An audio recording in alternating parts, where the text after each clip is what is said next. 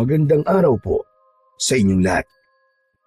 Ang kwentong inyong mapapakinggan ay tungkol sa binatang si Gavino na piniling lisanin ang kanilang baryo at talikuran ang pagiging antingero para sa mas tahimik na buhay sa Maynila.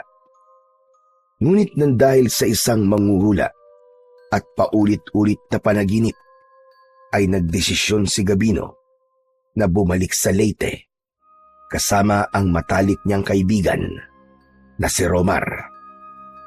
At doon niya nalaman na isang malakas na aswang ang aksidenteng nabuhay ng kanyang ama na si Arman dahil sa maling orasyon. Ano-anong pagsubok ang sasalubong kay Gavino sa pagbabalik niya sa kanilang baryo? Magagawa pa ba niyang mapatunayan na isa siyang magiting na antingero, gayong ang parting yun ng kanyang pagkatao ay matagal na niyang tinalikuran? Ngunit bago po ang lahat, mga idol, huwag po nating kakalimutang mag-subscribe at i-hit ang notification bell sa aking YouTube channel na The Voice Addict at Apong Isaak para sa mas marami pang makapigil hininga na kwentong aswang at katatakutan mula sa mundo ng kababalaghan.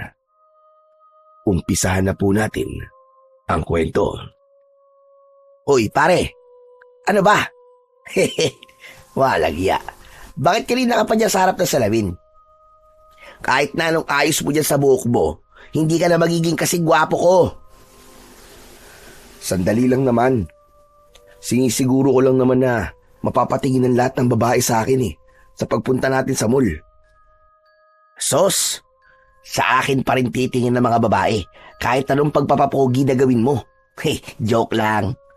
Alam ko namang mas gwapo ka sa akin Pero bilisan mo na nga at magsasarado ng mall. 2 oras na lang ang meron tayo. Sayang naman yung sale ngayon. Mahaba pa ang 2 oras. Saka, hindi naman malayo dito ang mall, no? Tsaka tapos na ako, kaya wag ka nang magalit. Tara na. Ay, sandali lang pala. May isusuot pa pala ako. Alin? Yung anting-anting mo? Ano pa ba? Alam mo namang hindi ako pwedeng lumabas nang hindi ko yung suot, no?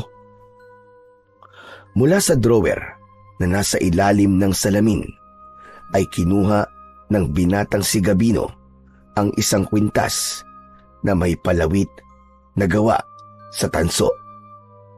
Hugis at sulok yun na may mga nakaukit na simbolo.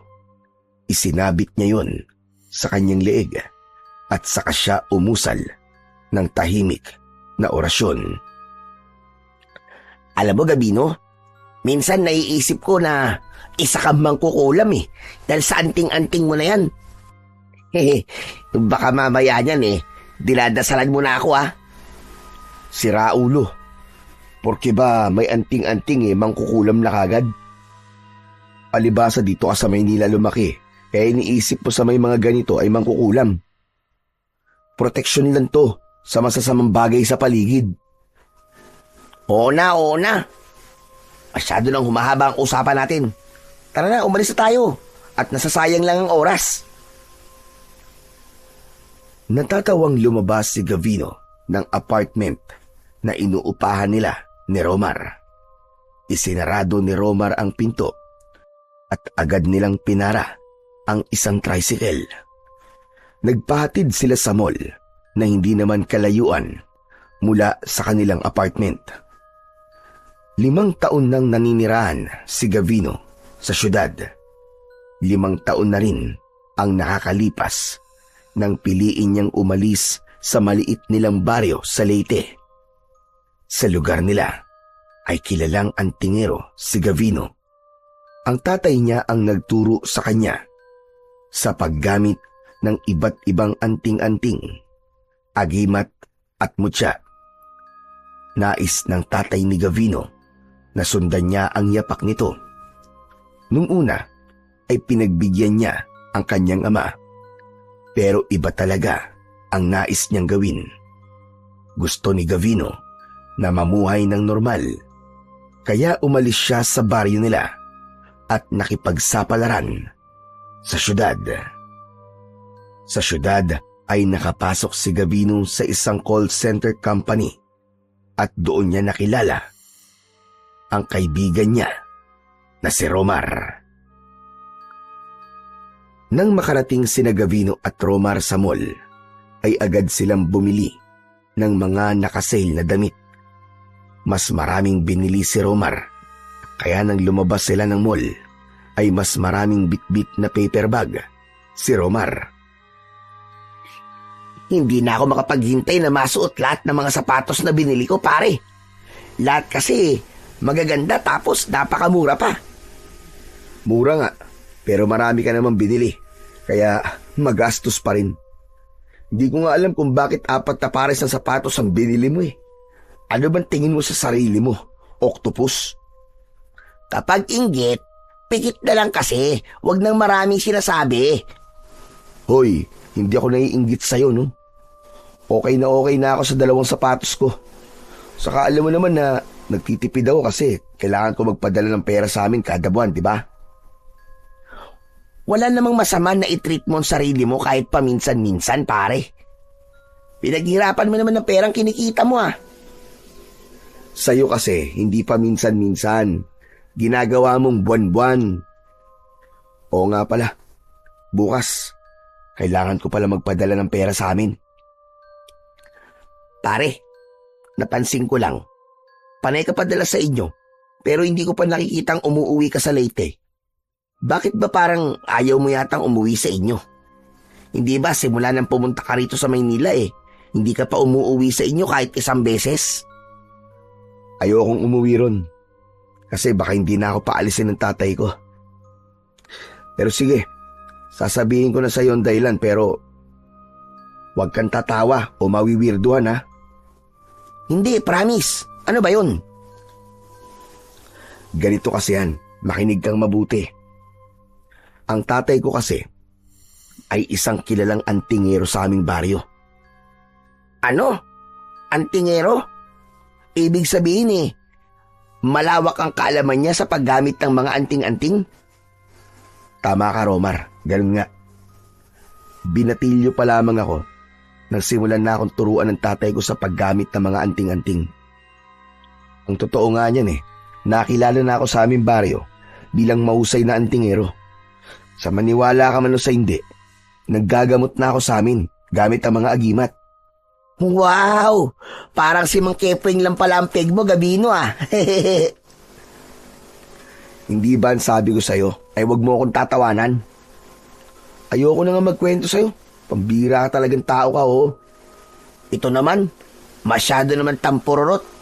Ituloy mo na ang kwento mo, pare. Sige na, hindi na ako tatawa. Siguraduhin mong di ka natatawa, ha? Dahil di na ako magkikwento sa'yo kahit kailan. Hindi talaga, promise. So ayun na nga.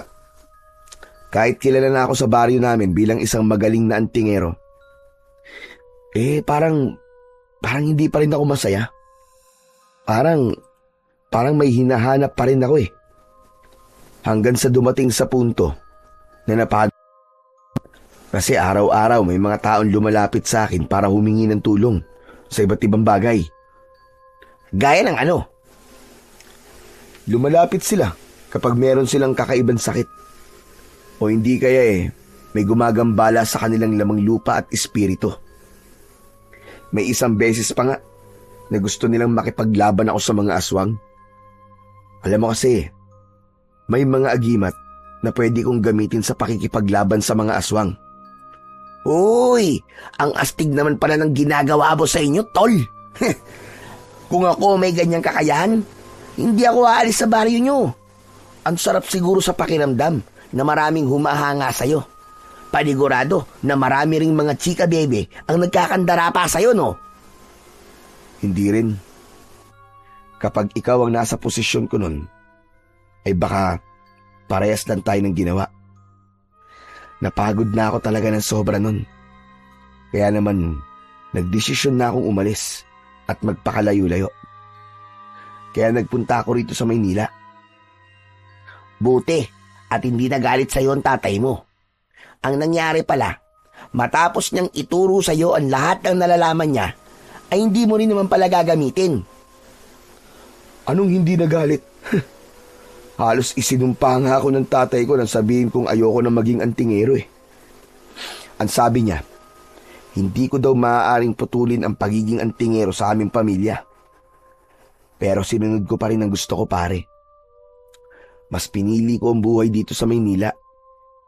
Dito kasi, mas tahimik ang buhay kesa dun sa baryo namin. Sa bagay, parang nakakapresyon nga kung lahat ng mga tao ay nakaasa sa'yo. Parang hindi ka siguro pwedeng magkamali kapag ganun, no? Habang naglalakad sina Gavino papunta sa sakayan ng jeep, ay biglang naalala ni Gavino ang tatay niya na si Arman. Nung bata pa siya, ay nasaksihan niya kung paano ito purihin ng mga tao dahil sa husay nito sa pagiging isang antingero. Nang panahon na yun, ay hinahangaan niya ng gusto si Arman, kaya pinangarap niyang maging kagaya nito. Ngunit nang lumaki na siya at nasa posisyon na siya ng kanyang ama, ay doon niya napagtanto kung gaano kahirap ang ginagawa nito. Malapit na sina Gavino sa sakayan ng jeep ng isang matandang babae ang nakita nila na nasa gilid ng kalsada. May maliit na lamesa sa harapan ng matanda at nakabihis ito ng makulay na damit. Lalagpasan sana ni Gavino ang matanda nang bigla yung magsalita. Baka gusto niyong magpahula sa akin, mga utay. Magaling po ba kayo manghula, Lola? Bakit hindi niyo subukan? Sige nga, hulaan mo nga kung magpapahula ako sa inyo. Hindi ka magpapahula sa akin dahil wala ka ng pambayad. Ibinili mo na ng mga walang kwentang bagay ang perang meron ka. Kaya magpapalibre ka ng pamasahe pauwi sa binatang kasama mo. Aba? Teka, ang galing niyo naman. Paano niyo nalaman yun? Gavino, ikaw muna ang bahala sa pamasahe ko pauwi, ha? Kahit bariya kasi wala na ako rito eh. Anak ng... Tara na, pare. Paano hindi niya masasabing wala ka ng pera? Nakita niya ang mga dala mo. Alam niyang marami kang binili. Kaya wala ka na talagang pera, no? Sandali lang, pare. Magpapahula lang ako. Manang, magkano po ba ang pahula sa inyo? 100 peso labang kada tanong. Pare, pautang naman ako ng 100, oh. Sige na. Ay, nako. Bahala ka nga sa buhay mo. Sige na. Magpahula ka na at ako nang bahalang magbayad. Salamat, pare, ah. Napakabait po talagang kaibigan. Manang, hulaan mo nga kung kailan ako magkakaroon ng nobya. Akin na ang palad mo. Inilahad ni Romar ang palad nito sa manghuhula. Hinawakan naman yun ng matandang babae at tinitigan ito ang palad ni Romar. Napailing na lamang si Gavino at alam niya na nagsasayang lang siya ng oras at pera sa manghuhulang yun. Hindi dahil sa wala siyang paniniwala sa mga manghuhula. Ang totoo ay may ilang mahuhusay na manghuhula din sa baryo nila. Pero para sa kanya, ang mga manghuhula sa syudad ay mga peke at nagpapanggap lamang para kumita ng pera. Ano naman ang tagal niyo namang magsalita? Huwag kang masyadong mainipin. May nakikita na ako sa palad mo. Magkakaroon ka ng nobya kung pupunta ka sa ibang lugar. Isang malayong lugar na malayo sa lugar na kinasanayan mo. Ha? Hindi ba pwedeng dito ako sa Maynila makakahanap ng nobya? Abay, bakit mas marunong ka pa sa akin? Yun ang nakikita ko sa palad mo. Kaya ko mananatili ka sa lugar kung saan ka naninirahan, ay walang pag-asa na magkaroon ka ng nobya. Nasa ibang lugar ang babaeng nakalaan para sa iyo. Ang pangit naman ang hula niyo sa akin, Manang. Wala kang magagawa dahil yon ang nakita ko sa iyong palad. Sige na pare, bayaran mo na nga to si Manang. Inilabas ni Gavino ang kanyang wallet. Humugot siya roon ng 100 piso. Nang iabot niya yun sa manghuhula, ay agad nito yung kinuha. Pero naglapat ang kanilang mga kamay. Tila napapasong binawi ng manghuhula ang kamay nito. At hindi makapaniwalang tinignan si Gavino. Bakit po? May problema po ba, Manang? May nakita ko sa iyo na magyayari sa iyong hinaharap. Manang, wag niyo na pong sabihin kung ano man nung nakita niyo. At baka pagbayarin niyo pa po ako eh. Hindi mo na kailangan magbayad. Ang mga ganitong pagkakataon para sa akin ay bibihira. Teka. Bakit libre sa kanya, Manang, tapos sa akin may bayad? Pambihira, oh. Ano to, favoritism? Manahimik ka. Hindi ikaw makinakausap ko. Masyado ka madaldal. Ang sungit nyo naman. Wala magpapahula sa inyo kung ganyan ang ugali nyo. Manang, okay na po. Hindi niyo na po kailangan sabihin sa akin ang nakita niyo. Kailangan mong magbalik sa lugar kung saan ka nagmula. Isang hindi magandang balita ang sasalubong sa iyo. Isang bagay ang kailangan mong gawin sa lugar na yon. Dapat mong itama ang pagkakamali ng isang taong malapit sa iyo. Salamat po, Manang. Romar, tara na. At baka hindi na natin maabutan ang last trip ng jeep. Maniwala ka sa akin sinasabi. Kailangan mo bumalik sa lugar na yon bago pa mahuli ang lahat. Maniwala ka! Hindi na sumagot si Gavino sa sinabi ng matandang manghuhula. Naglakad na sila ng kaibigan niyang si Romar papunta sa sakayan ng jeep. Sakto na pagdating nila roon ay 2 na lamang ang kulang na pasahero sa nag-iisang jeep na naroon. Kaya nang sumakay sila ay agad yung umandar paalis. Hindi binigyan ng pansin ni Gavino ang mga sinabi ng manghuhula sa kanya. Para kasi sa kanya ay hindi yun tumutugma sa kung anong nangyayari sa buhay niya. Halos hating gabi na nang makabalik sina Gavino at Romar sa kanilang apartment na inuupahan. Naupo si Gavino sa sofa at binuksan niya ang telebisyon. Maya-maya pa ay tumabi si Romar sa kanya. Pare, sa tingin mo ba totoo yung hula sa akin na kailangan ko magpunta sa ibang lugar para magkaroon ako ng nobya? Aba, malay ko. Pwedeng totoo, pwede rin hindi. Kaya nga hula, di ba? Hindi siya sigurado kasi hula lang. Ewan ko. Parang legit naman si Manang eh. Yung hula niya sa'yo, pare. Parang tugma sa'yo, di ba? Ang sabi niya, kailangan mong bumalik sa lugar kung saan ka nagmula. Hindi ba matagal ka lang hindi nakakauwi sa Leyte? Hindi kaya, pare, kailangan mo nang umuwi muna ron? Sus, malamang kaya niya yung nasabi ay dahil sa mukha kong probinsyano. Kaya sinabi niyang kailangan kong bumalik sa aking pinanggalingan ay alam niyang dayo ko rito sa Maynila. Mahusay lang talaga siyang mag-obserba. Ewan ko ba, pare? Pero parang totoo naman siyang manghula eh. Malay mo, totoo yung hula niya sa akin na kailangan ko magpunta sa ibang lugar para magkaroon ako ng girlfriend, di ba? Pero saan naman kaya ako pupunta? Pare, mag-suggest ka nga sa akin kung saan maraming magagandang babae. Bahala ka sa buhay mo kung maniniwala ka sa manghuhulang yun. Basta ako, maliligo na ako at pagkatapos ay matutulog na. May pasok pa tayo bukas sa trabaho, kaya kailangan ko matulog ng maaga. Babay. Ang KJ mo talaga. Kaya hindi ka nagkaka-girlfriend eh. Ba't ikaw, meron na ba? Di ba wala rin naman? Aray ko. Talagang walang preno yung bibig mo, pare. Natatawang pumasok si Gavino sa banyo. Agad siyang naligo at pagkatapos ay nahiga na siya sa double deck bed na nasa iisang silid sa apartment na yon.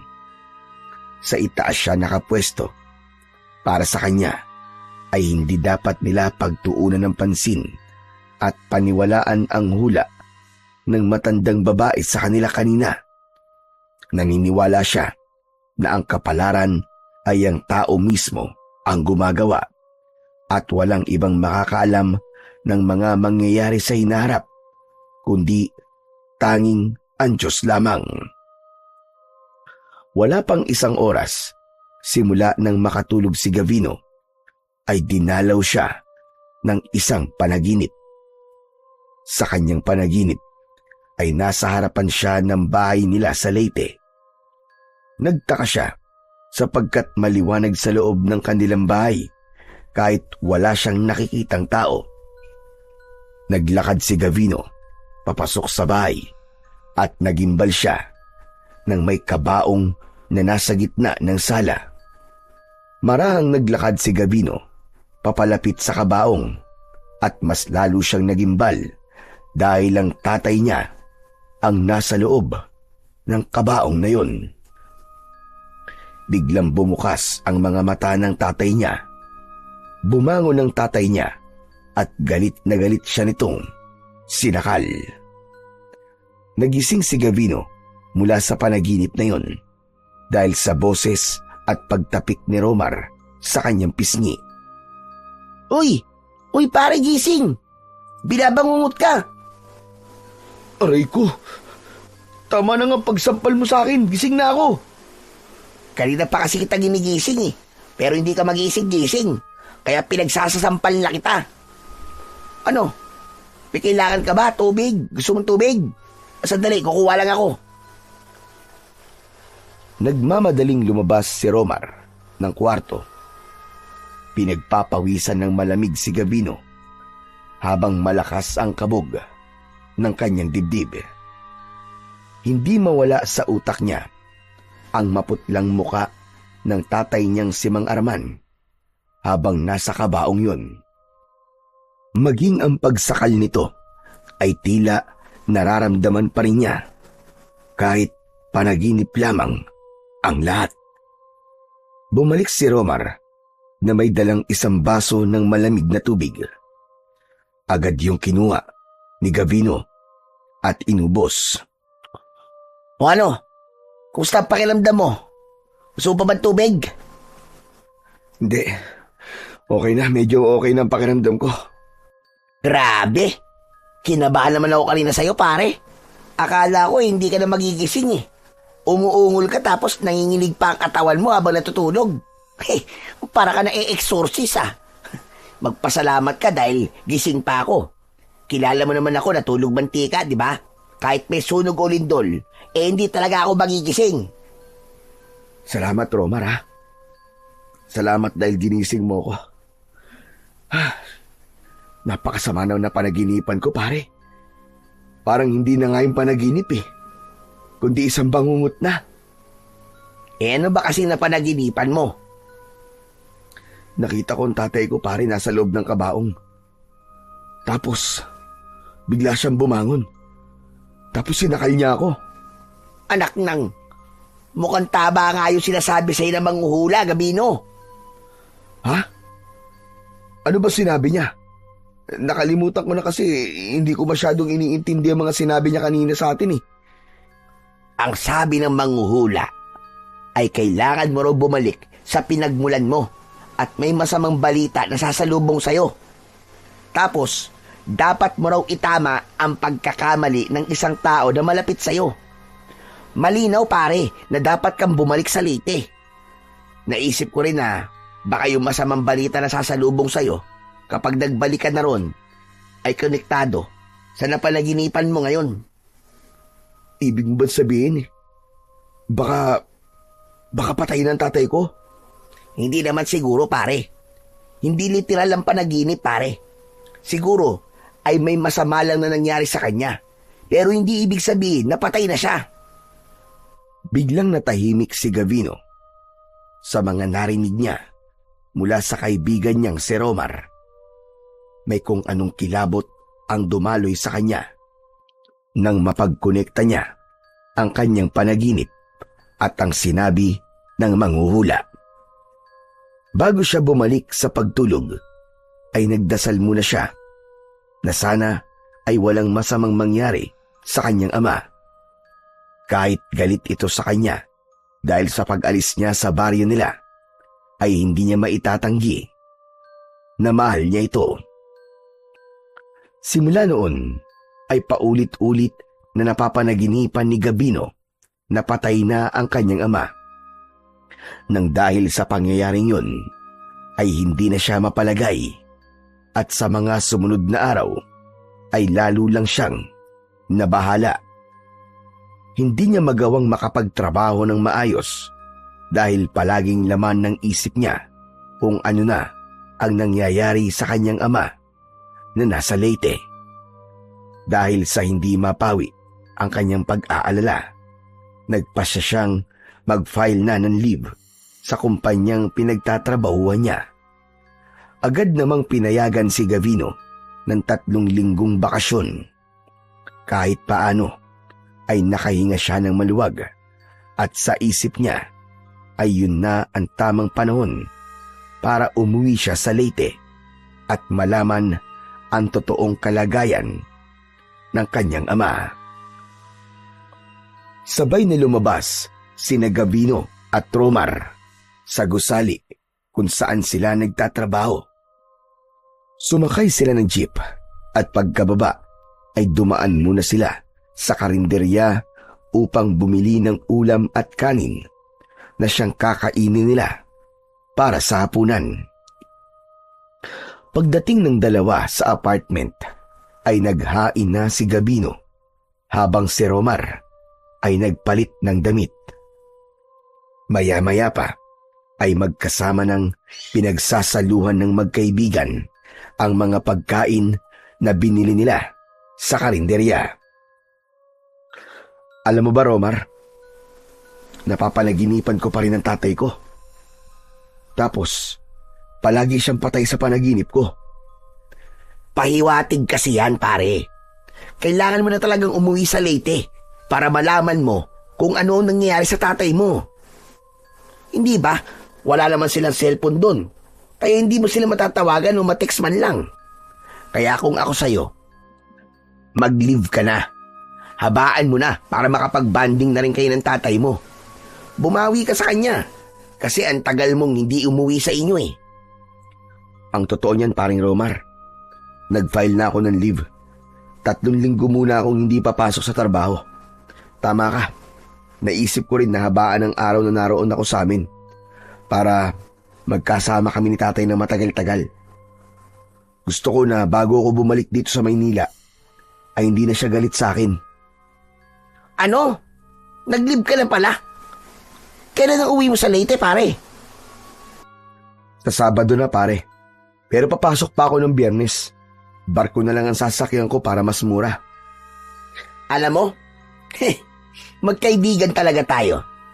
Alam mo bang nag-leave na rin ako? Ha? At bakit ka naman mag-leave?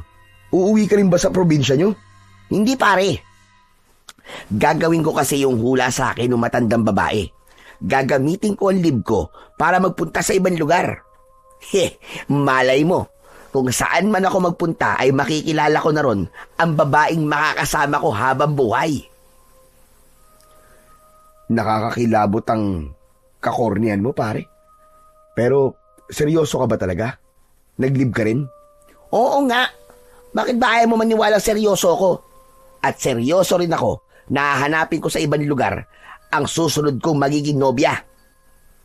Ay nako, bahala ka na nga.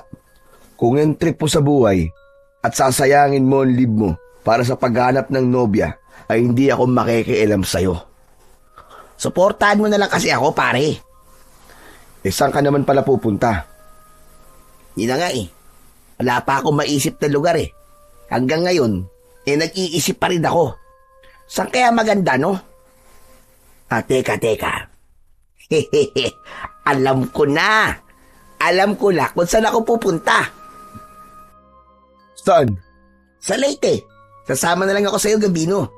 2 na lang tayo magpupunta sa Leyte. Mas makakatipid pa ako kasi libre ang titirang ko sa kapagkain. Pwede naman yun, di ba? Ibang lugar pa rin yun, dito sa Maynila. Romar, hindi ako uuwi sa amin para magbakasyon. Uuwi ako para masiguro kung ayos ang tatay ko ron. At para magkaayos na rin kaming 2. Istorbo ka lang dun. Di gawin mo ang gagawin mo ron. Ako naman, doon ako maghahanap na magiging nobya ko. Hindi ba sabi nila marami raw magaganda sa Leyte. Hindi na magagandang babae, kundi maganda rin ang mga pasyalan. O ano pare, pumayag ka na. Ayaw mo ba nun? Magkasama pa rin tayo sa live natin. Paniguradong masaya yon. Aray ko. Oo na. Pumapayag na ako. Alam ko naman kahit di ako pumayag, ipipilit mo pa rin ang gusto mo. Pero sasabihin ko na kagad sa'yo ngayon, mahina ang signal namin dun sa baryo dahil liblib dun.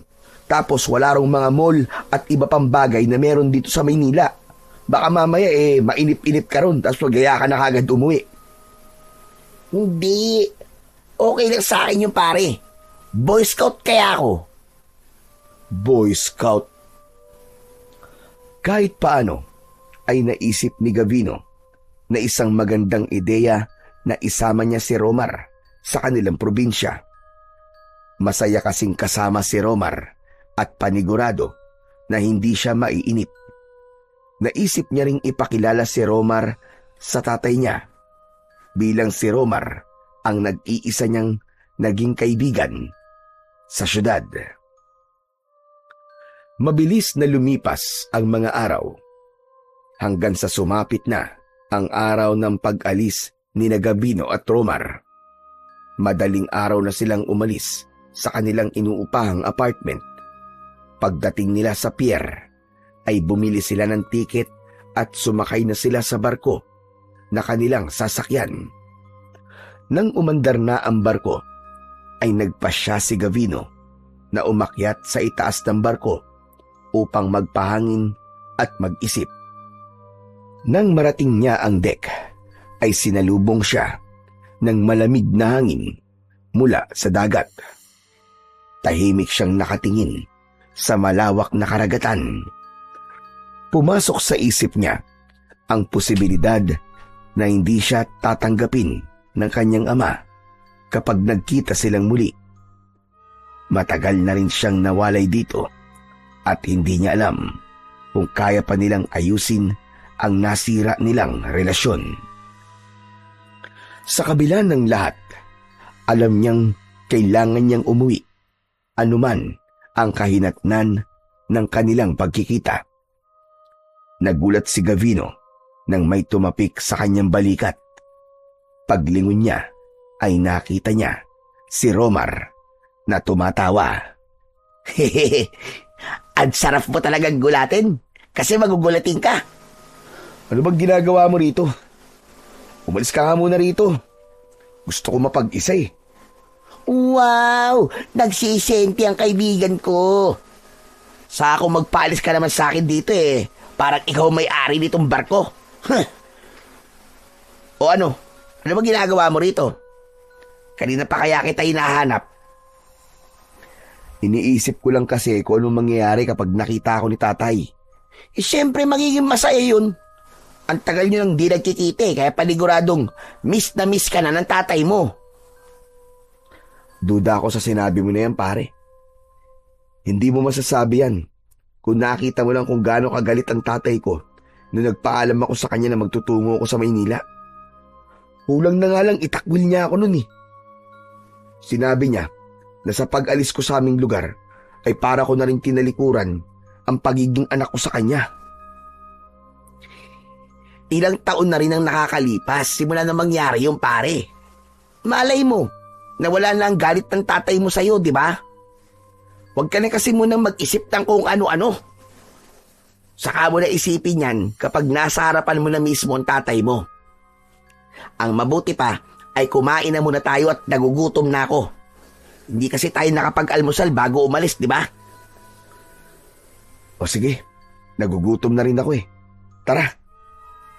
Sumama si Gavino kay Romar sa pag-alis sa itaas ng barko. Pinilit niyang alisin ang mga bumabagabag sa utak niya ng sandaling yon at inihanda na lamang niya ang kanyang sarili sa kung anong maaaring mangyari kapag nakauwi na siya sa Leyte. Makalipas ang halos isang araw na paglalakbay sa dagat, sa wakas ay dumaong na ang barko sa pantalan ng Leyte. Agad na bumaba sina Gavino at Romar, bit-bit ang kanilang mga gamit. Sumakay sila ng bus. Pagkababa nila sa barko, nang makaupo na sila sa loob ng bus, ay doon na nila naramdaman ang pagod. Ay, grabe! Nakakapagod pala ang bumiyahe sa barko, pare. Dapat pala nag-eroplano na lang tayo. Hayaan mo na. Nakatipid naman tayo eh. Dito ka na lang magpahinga. Talaga magpapahinga ako at matutulog. Hindi ako nakatulog ng maayos sa barko eh kasi iniisip ko, baka mamaya biglang lumubog eh. Loko ka talaga kahit kailan. Sige na, magpahinga ka na muna. Nang pumikit si Romar, ay tumingin naman si Gavino sa labas ng bintana. Maya-maya pa, umusad na ang bus. Habang pinagmamasdan ni Gavino ang dinadaanan nila, ay lalo lamang niyang naramdaman ang kaba dahil alam niya na paikli na ng paikli ang distansya niya sa kanyang ama.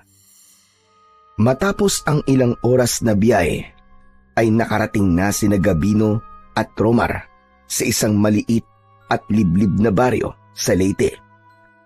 Habang naglalakad sila papunta sa bahay doon ni Gavino, ay hindi napigilan ni Gavino ang maluha dahil sa samot-saring mga alaala na bumalik sa kanyang isipan.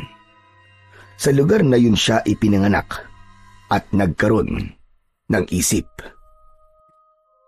Akala ko nagbibiro ka lang nung sinabi mong liblib tong baryo nyo, pare. Akala ko sinabi mo lang yun para hindi na ako sumama. Pero hanep, totoo pala.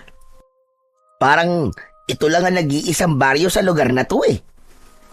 Sabi ko naman kasi sa'yo, di ba? Akala mo kasi palagi ako nagbibiro eh. Tapos, wala na rin signal ang cellphone ko oh. Kahit isang bar, wala eh. Masyado kasing malayo ang baryong to sa bayan, kaya ganun. Pero, pare, malayo pa ba tayo sa bahay nyo? Medyo malapit na pare. Nasa bandang dulo pa kasi ang bahay namin eh. Eh di malayo pa pala. Ay, gusto ko na magpahinga. Pagod na ako. Ang sakit na ng mga paa ko kakalakad eh. Sa gitna ng paglalakad ni Gavino ay isang matandang lalaki ang kanilang nakasalubong. Kilala ni Gavino ang naturang matanda. Yun ay si Mang Sandro, na kilalang manggagamot sa kanilang lugar. Bumakas ang gulat sa muka ni Mang Sandro pagkakita kay Gavino na parabang nakasalubong ito ng multo sa gitna ng katirikan ng araw. Mang Sandro! Mang Sandro! Kumusta na po? Ang tagal na po ng huli nating pagkikita. Gavino! Gavino, ikaw ba yan, iyo? Opo, ako nga po ito, Mang Sandro. Bakit parang gulat na gulat po kayo? Ang akala niyo po ba hindi na po ako babalik dito? Yun ang akala ko. Nasabi kasi sa akin ni Arman na mas pinili mo ang syudad kaysa sa ating baryo. Ibig sabihin ba mananatili ka na rito? Hindi po, Mang Sandro. 3 linggo lang po siguro ako rito. Ay, Mang Sandro, si Romar nga po pala, kaibigan ko. Romar, siya si Mang Sandro. Siya ang pinakamagaling na manggagamot dito sa amin. Kahit anong sakit, hulam o barang, kayang-kaya niyang gamutin yun. Talaga? Marunong po ba kayong manggayuma, Mang Sandro? Huy, tumigil ka nga, Romar. Hindi gumagawa ng ganyang mga bagay si Mang Sandro. Tumutulong lang siya at hindi siya namemerwisyo sa ibang tao. Nagtatanong lang naman eh. Nagagalit ka na kagad dyan. Oo nga pala, Mang Sandro. Si tatay po, nasan po siya? Nasa bahay po ba siya? Naroon, sa bahay nyo. Pero huwag ka sanang magugulat sa lagay ng tatay mo ngayon. Ho? Bakit po? Ano pong ibig niyo sabihin? Ano po ba nangyari kay tatay? Mas mabuti pa sigurong magtungo ka na sa bahay nyo at ang tatay mo ang mismong magsasabi sa'yo. Sige po. Mauna na po kami. Salamat po. Inaya na ni Gavino ang kaibigan niyang si Romar na umalis. Habang naglalakad siya papunta sa bahay, ay hindi niya maiwasang kabahan para sa kanyang ama. Hindi nagtagal ay nasa harapan na sila ng isang bahay na gawa sa plywood ang dingding at pawid ang bubong. Meron yung katamtamang laki at nakatayo yun sa malawak na bakuran na nasa harapan ay may isang puno ng kaimito. Nakabukas ang pinto kaya pumasok na sina Gabino at Romar nang hindi kumakatok. Nagmamadaling tinungo ni Gavino ang kwarto ng kanyang tatay at hindi niya napigilan ang mapaluwa nang makita ang tatay niyang si Arman na nakahiga sa papag habang natutulog. Payat na payat ang katawan nito, humpak ang pisngi at kahit nakapikit ay bakas sa muka ang matinding panghihina. Napakalayo na ni Mang Arman sa dati nitong itsura na matikas at may malaking pangangatawan. Hindi makapaniwalang lumapit si Gabino kay Mang Arman. Pinunasan niya ang kanyang luha. Hinawakan niya ang kamay nitong halos butot balat na. Nagising si Mang Arman at nagulat ito nang makita si Gabino. Anak, Gabino, totoo ba ito? O nananaginip lang ako? Tay, hindi ka ho nananaginip. Ako po talaga to. Patawarin niyo ako, tay, ha? Kung ngayon lang po ako nakabalik dito. Hindi na importante na ngayon ka lang bumalik. Ang mahalaga ay bumalik ka pa rin. Alam mo bang araw-araw ay umaasa ako na bigla ka na lamang darating. Araw-araw ako nagdadasal at sa wakas, dilinig na ng Panginoon ang aking dasal. Pero tay, ano po ba nangyari sa inyo? May sakit po ba kayo, tay? Sana nga ay sakit na lang ang meron ako para may pag-asa pa akong gumaling sa tulong ng mga doktor. Pero hindi ito sakit na mapapagaling ng gamot. Binarang ako, Gabino. Binarang ako. Ano? Pero sino naman po ang gagawa nun sa inyo? Pwede bang saka na natin pag-usapan ng bagay na yan, anak? Nandito ka ba? Dahil dito ka na ulit maninirahan, anak? Hindi po, tay. Baka 3 linggo lang po ako rito. Ganun ba? Ang akala ko ay hindi ka na aalis. Yun po ang una kong plano. Pero nang makita ko po ang kalagayan nyo, ay baka hindi po muna ako umalis, tay.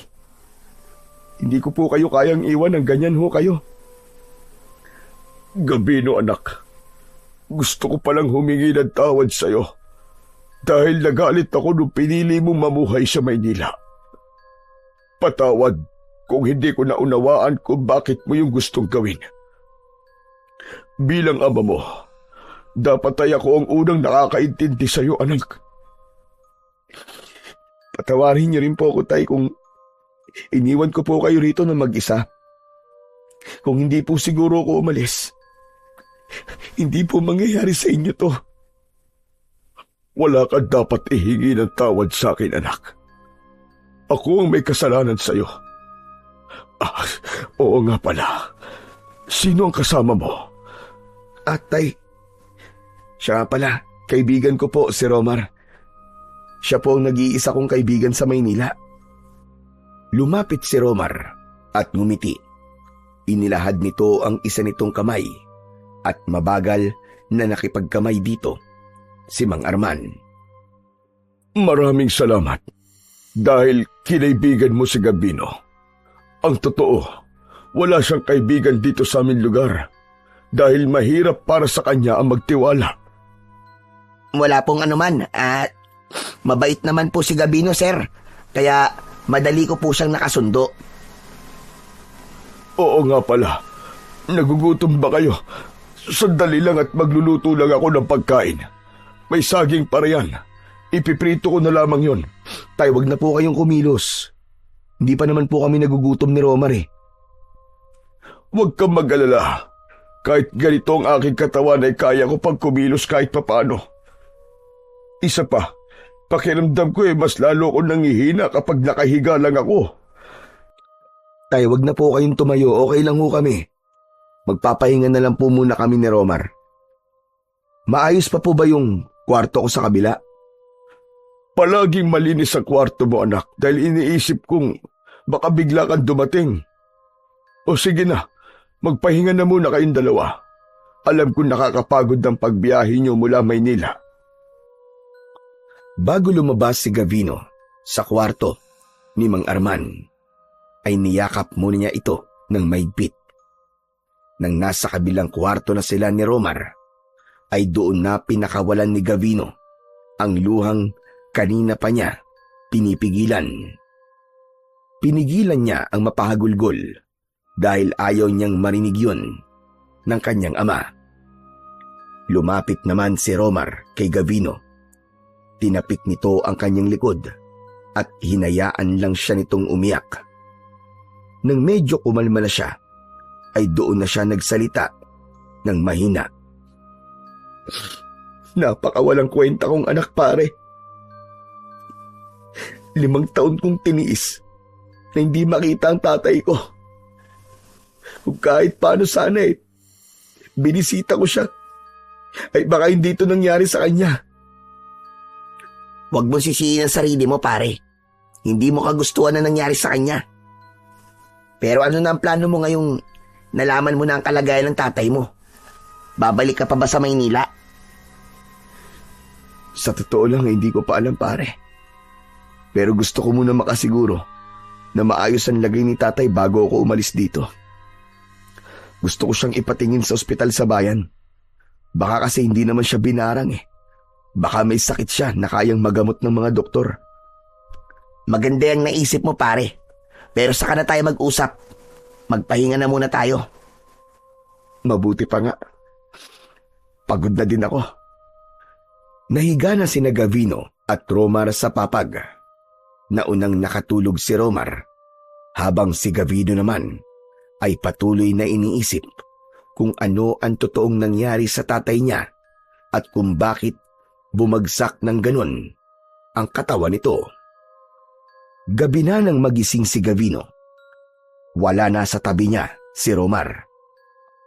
Lumabas siya ng kwarto at nakita niya si Mang Arman nakausap ang kaibigan niyang si Romar sa sala.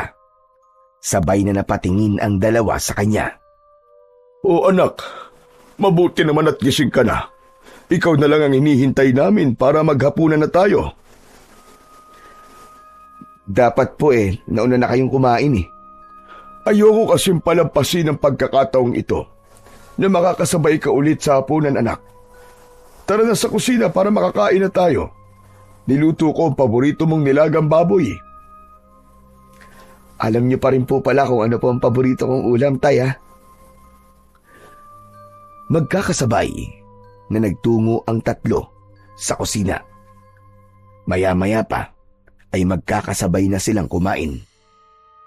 Kaya pala, natutuwa ko malaman na malapit ka na palang ma-promote sa trabaho mo, anak. Mukhang napaganda ang buhay mo sa Maynila. Paano niyo po nalaman yun, tay? Ako nagkwento sa kanya, pare. Romar ha, ba kung ano-ano nang sinabi mo kay tatay tungkol sa akin? Huwag kang mag-alala. Wala akong sinabi na ikasisira mo. Kilala mo ako, pare. Kailan ba kita nilaglag?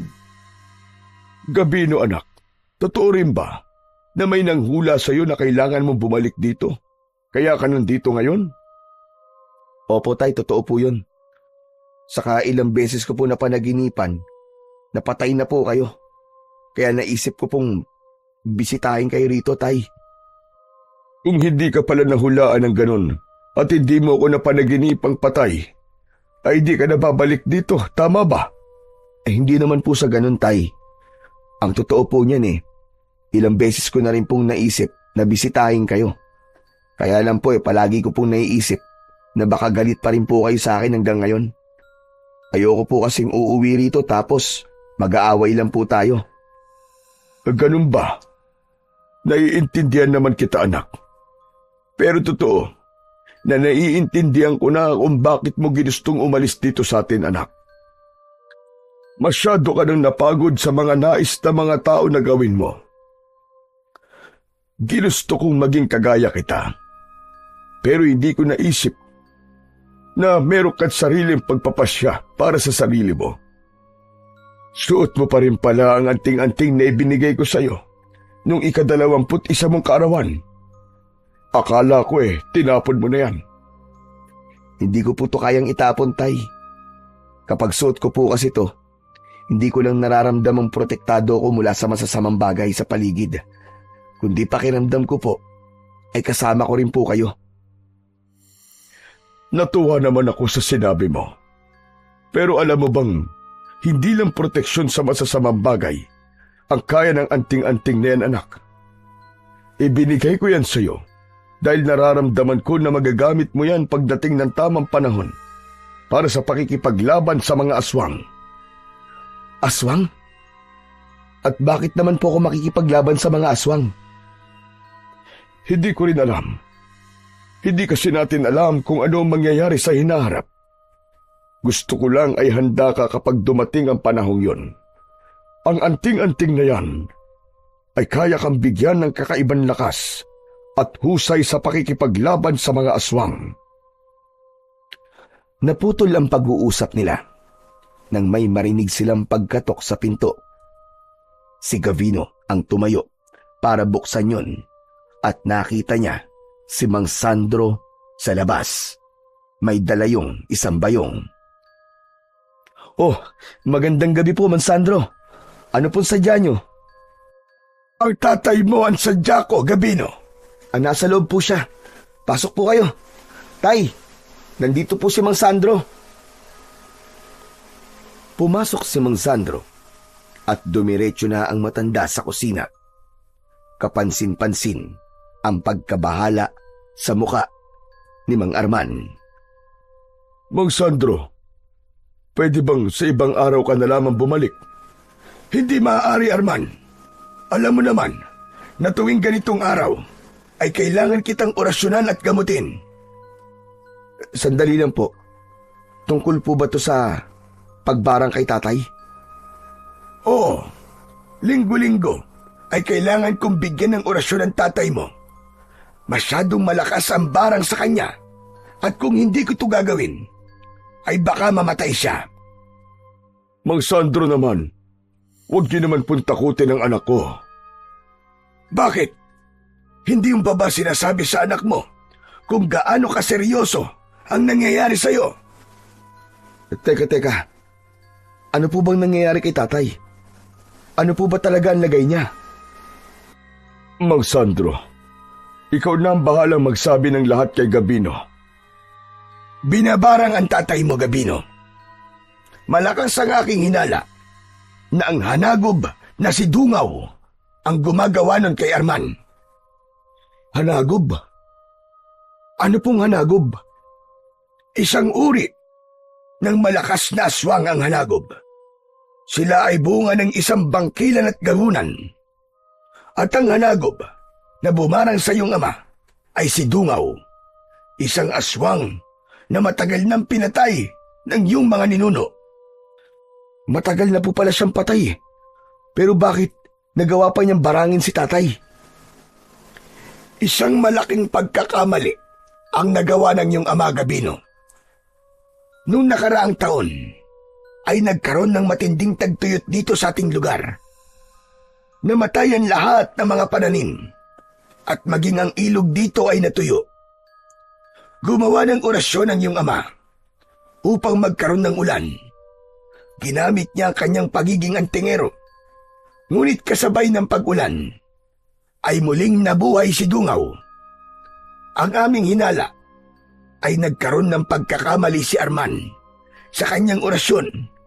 Kaya yon nangyari. Hindi makapaniwalang napatingin si Gavino kay Mang Arman. Napayuko si Mang Arman na parabang hiyang-hiya ito. Ngunit walang paninising naramdaman si Gavino sa kanyang ama. Tanging awa ang kanyang nararamdaman dahil alam niya kung gaano ito kahusay na antingero. Ilang beses na nitong ginawa noon ang orasyon para umulan at para magkamali ito ng isang beses. Alam niya na labis ang panliliit na nararamdaman ni Mang Arman. Tay, totoo po ba lahat ng sinabi ni Mang Sandro? Nakakahiyaman pero totoo lahat ng narinig mo, anak. Alam ni Dungaw na ang mga ninuno natin ang pumatay noon sa kanya. Kaya sa akin siya gumaganti. Sa tingin ko, ay unti-unti niya akong pinapatay. Ang totoo, ay kanina ko pa gusto sabihin sa'yo na mas makakabuti kung umalis ka na lang dito. Bumalik ka na kagad sa Maynila, anak. Pero tay, hindi ko po kayo maaaring iwanan ng ganyan po ang kalagayan nyo. Gusto ko po na mapatignan po kayo sa ospital sa bayan, tay. Maniwala ka sa akin, Gabino. Walang maitutulong ang mga doktor sa nangyayari sa tatay mo. Hayaan mong ako ang gumamot sa kanya. Nangangako ko na gagawin ko ang lahat para gumaling siya. Hindi makapaniwala si Gavino sa kanyang mga nalaman. Wala siyang kaide-ideya na habang nasa Maynila pala siya ay may mabigat na itong pinagdadaanan. Matapos nilang maghapunan, ay sinimulan na kagad ng matandang albularyo na si Mang Sandro ang panggagamot kay Mang Arman. Magkaharap na nakaupo ang dalawa sa sala. Inilabas ng matandang lalaki ang mga gamit nito na nasa loob ng bayong. Isang bote ng langis ang binuksan ni Mang Sandro. Nilagyan nito ng langis ang daliri nito at pinahid nito yon sa noo, sa dibdib at sa tiyan ni Mang Arman. Kasunod doon ay may sinambit na orasyon ang matanda habang hawak nito ang isang kamay ni Mang Arman. Maya-maya pa, biglang napasigaw si Mang Arman na tila may matinding kirot na dumadaloy sa buo nitong katawan. Napaliyad pa ito. Mang Sandro, ano po nangyayari kay tatay? Huwag mo akong abalain. Pinipilit kong alisin ang barang sa kanya. Pero, nasasaktan na po siya. Tama na po, Mang Sandro. Baka kung ano po mangyari sa kanya. Sinabi ko naman na manahimik ka muna. Biglang nawalan ng malay si Mang Arman. Napahiga ito sa upuan. Tagaktak ang pawis sa mukha nito. Nagmamadaling nilapitan ni Gabino ang kanyang ama. Kahit paano ay nakahinga siya ng maluwag nang malaman niyang may pulso pa ito. Bigo na naman ako. Hindi ko pa rin naalis ang barang. Pero wala kang dapat na ipag-alala, Gabino. Nawalan lang siya ng malay. Bukas ng umaga na siya magigising. Dalhin mo na lang muna siya sa kanyang silid. Mag-isang binuhat ni Gabino si Mang Arman. Maayos niya yung inihiga sa papag at saka siya bumalik sa sala para kausapin si Mang Sandro. Ano po bang nangyari kay tatay? Bakit ho siya nawala ng malay habang ginagamot nyo? Parte yun ng panggagamot ko sa kanya, Gabino. Kailangan niya yung pagdaanan hanggang sa tuluyan ng mawala ang barang ni Dungaw sa kanya. Hindi po ba pwedeng kausapin natin si Dungaw? Baka po mapakiusapan natin siya na alisin po ang barang kay tatay. Nagpapatawa ka ba, Gabino? Sa bagay, hindi mo nga pala kilala si Dungaw. Hindi ka pa ipinapanganak nung panahon na sumalakay siya dito sa lugar natin. Napakaraming namatay noon dahil kay Dungaw. Napakalakas niya, kaya hindi agad siya napatay ng mga ninuno nyo. Kaya ngayong muli siyang nabuhay. Nasa isang napakalaking panganib ang ating baryo ngayon. Lahat ng tao ay natatakot ngayon dahil walang nakakaalam kung kailan siya sasalakay. Kung ganun, hindi ko po kailangang iwanan ngayon si tatay dito. Kailangan niya ako rito lalo na't personal pala ang galit ni Dungaw kay tatay. Baka bigla na lamang siyang umatake rito at patayin po niya si tatay. Yan ang tama mong gawin, Gabino. Mas makakabuti kung nandito ka. Bantayan mo ang tatay mo mula kay Dungaw. Kailangan mo maging handa kung sakaling dumating siya rito para tuluyang patayin ang tatay mo. Hanggat ginagamot ko kasi ang tatay mo, ay hindi siya mamamatay sa barang ni Dungaw. Kaya hindi malabong si Dungaw na mismo ang magpunta rito para gawin ang gusto niyang mangyari kay Arman. Gagawin ko po ang lahat para protektahan si Tatay Mansandro. Hindi ako papayag na magtagumpay si Dungaw sa kung anumang balak niyang gawing masama sa tatay ko. Pero kailangan mo ring maging maingat. Galit si Dungaw sa angkan nyo, kaya hindi malabong maging ikaw ay idamay niya. Sa aking palagay, ay nasabi ko na ang lahat ng dapat mong malaman. Kailangan ko nang umuwi at may mga bagay pa akong dapat gawin. Ihatid ko na po kayo, Mansandro. Hindi na. Hindi na kailangan. Bantayan mo na lamang ang iyong ama. Sige ho. Mag-iingat po kayo, Mansandro. Maraming salamat po. Tumayo na si Mang Sandro. Lalabas na sana ito, pero bigla itong hinabol ni Romar. Teka, sandali lang po. Itatanong ko lang po sana kung pwede niyo po akong turuan na manggayuma. Hoy, Romar, ano ka ba? Hindi ba't sinabi ko naman sa'yo na hindi yan ginagawa ni Mang Sandro? Pasensya na po kayo sa kaibigan ko, Mang Sandro, ha. Makulit lang po talaga yan. Sasagutin na kita para manahimik ka na. Marunong akong gumawa ng gayuma. Ang totoo ay meron akong aklat sa paggawa niyan. Pero hindi ko yan ginagawa dahil ayokong gamitin ang aking kaalaman para diktahan ang damdamin ng isang tao. Ganun po ba? Sige po, naiintindihan ko.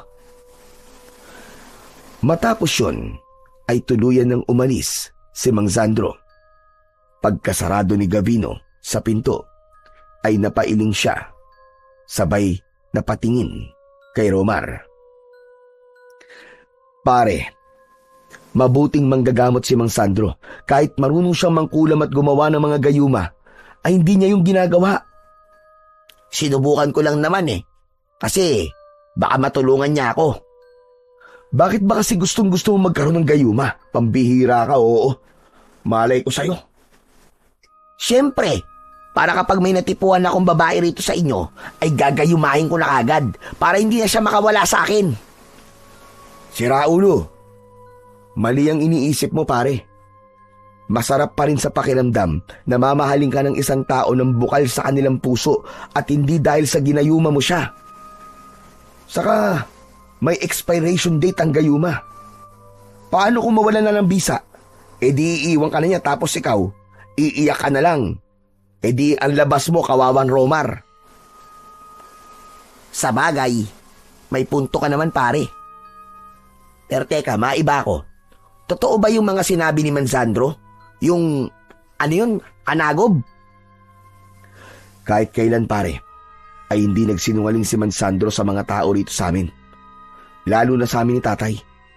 Kaya sigurado ko na lahat ng sinabi niya kanina ay totoo. O ganon, isang malakas na aswang ang gusto kayong patayin ng tatay mo dahil ang pinatay na ito noon ng mga ninuno nyo. Tapos, dahil sa orasyon na ginawa ng tatay mo, ay nabuhay muli si Dungaw. Pare, hindi ka ba kinikilabutan?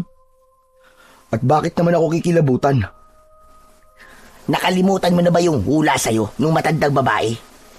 Parang lahat ng hula niya ay nagkatotoo na. Una, yung kailangan mong bumalik dito. Tapos ngayon naman, yung kailangan mong itama ang pagkakamali ng isang taong malapit sa'yo. Nakukuha mo ba ang ibig kong sabihin, pare? O baka gusto mong ipaliwanag ko pa sa'yo? Hindi mo na kailangang ipaliwanag sa akin, Romar. Alam ko na ang ibig mo sabihin. O di ba? Magaling talaga yung manghuhula na yun. Kaya naniniwala rin ako na dito sa lugar na to ko, makikilala ang magiging girlfriend ko. Oo na. Magaling nga yung manghuhula na yun. Pero maliligo lang muna ako tapos matutulog na. Saka na tayo mag-usap tungkol sa bagay na yan. Pumasok si Gavino sa kanyang silid. Kumuha siya ng tuwalya at nagtungo na siya sa banyo na nasa likod ng bahay nila para doon maligo. Makalipas ang ilang minuto ay tapos nang maligo si Gavino. Bumalik siya sa kwarto para magbihis. Habang nagbibihis ay naramdaman niya ang pag-init ng medalyon na nakasabit sa kanyang leeg. May kakaiba siyang naramdaman sa paligid. Tila nagbibigay ng kung anong babala ang kanyang anting-anting. Pare, dito ka lang ha. O bakit? May pupuntahan ka ba?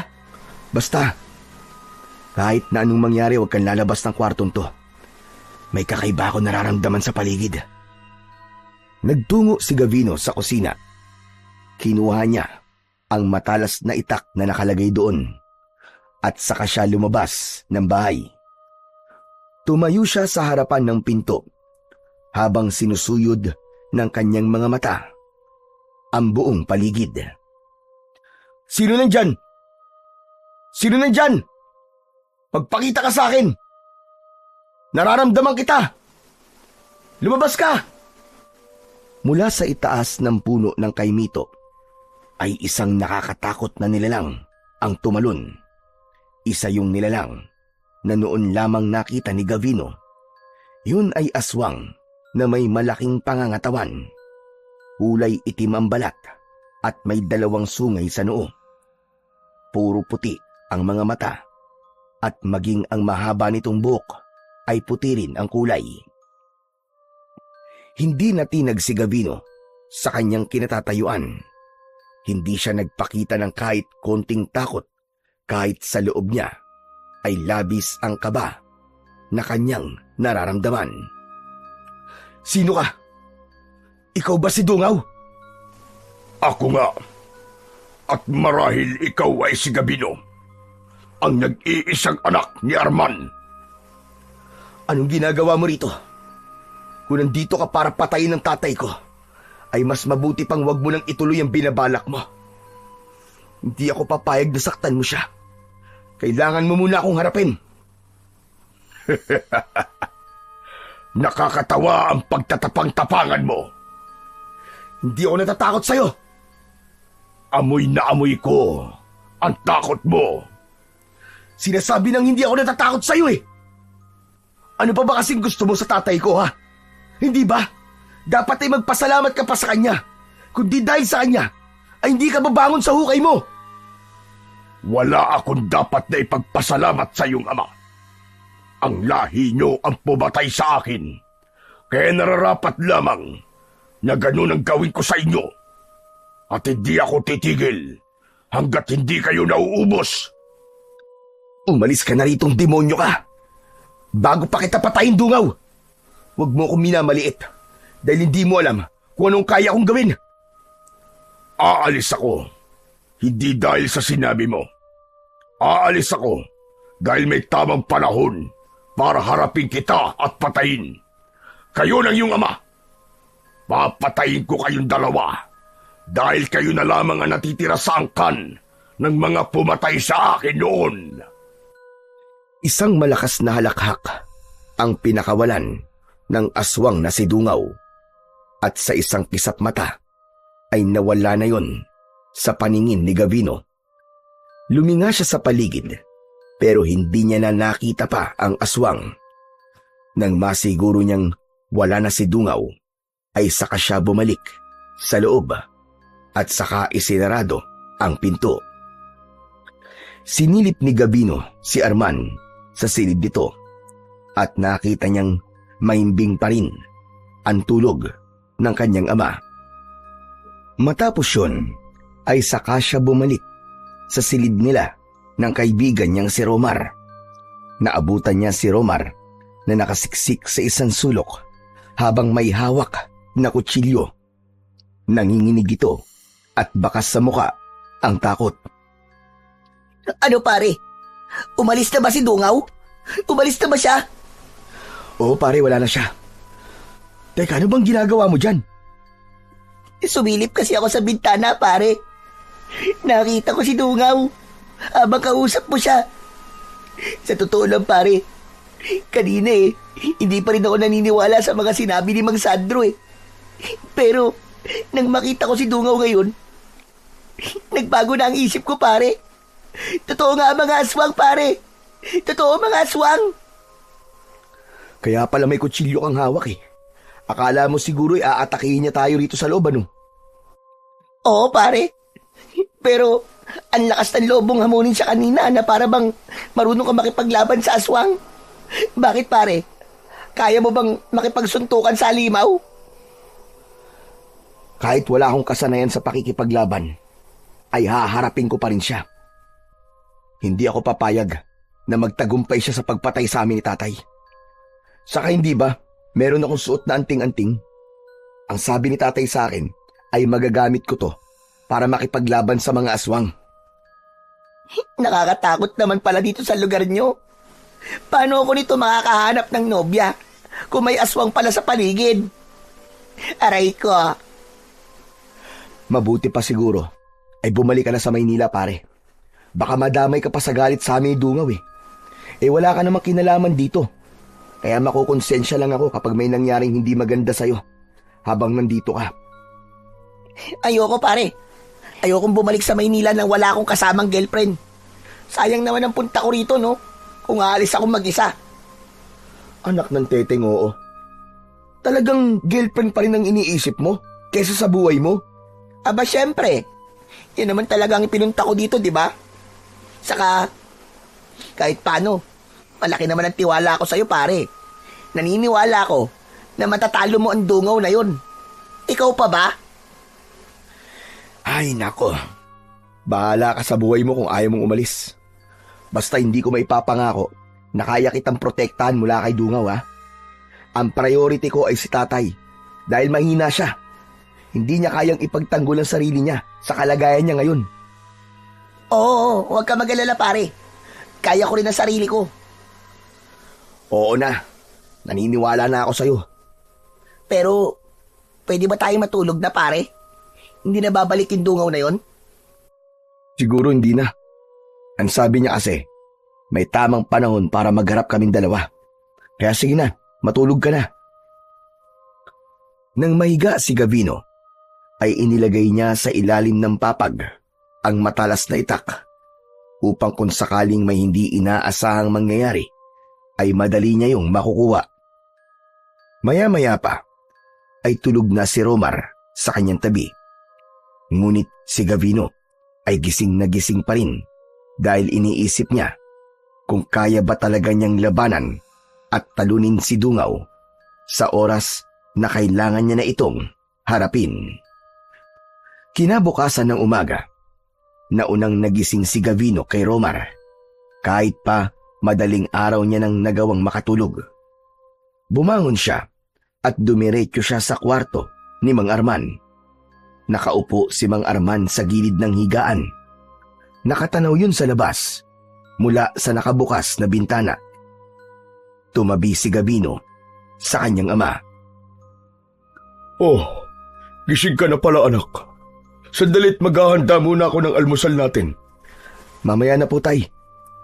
Ako na po ang bahala sa bagay na yan. Gusto po sana kitang makausap ng tayong dalawa lang. Tungkol ba sa mga nalaman mo kagabi mula kay Mansandro? Naipaliwanag na po sa akin ni Mansandro ang lahat, Tay. Ang gusto ko pong pag-usapan natin ay si Dungaw. Tay, nasa labas po siya kagabi ng bahay natin. Nakausap ko po siya at nalaman ko na nais niya tayong patayin bilang paghihiganti sa pagpatay sa kanya ng ating mga ninuno. Yan na nga ba sinasabi ko? Kaya gusto kitang umalis dito. Ay dahil ayoko madamay ka sa galit ni Dungaw. Tay, wala na tayong magagawa. Damay na po talaga ako dahil anak niyo ako eh. Pero wag po kayong mag-alala, Tay. Gagawin ko po ang lahat para patayin siya. Hindi mo siya lalabanan, Gabino. Kung meron man dapat tumarap sa kanya ay ako yun. Tay, hindi mo siya kaya sa kalagayan mo ngayon. Mapapahama ka lang. Gagaling din ako, Gabino. Kaya nga ako ginagamot ni Mansandro ay para bumalik ang lakas ko. At kapag nangyari yon, ay saka ko siya haharapin. Sisiguraduhin ko na ako ang papatay sa kanya. Ako ang dapat na gumawa nun.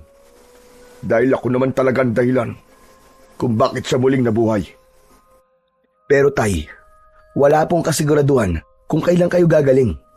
Saka nakalimutan niyo na po ba ang sinabi niyo sa akin na kaya niyo ibinigay sa akin ng anting-anting na suot ko ngayon ay para magamit ko to sa pakikipaglaban sa mga aswang?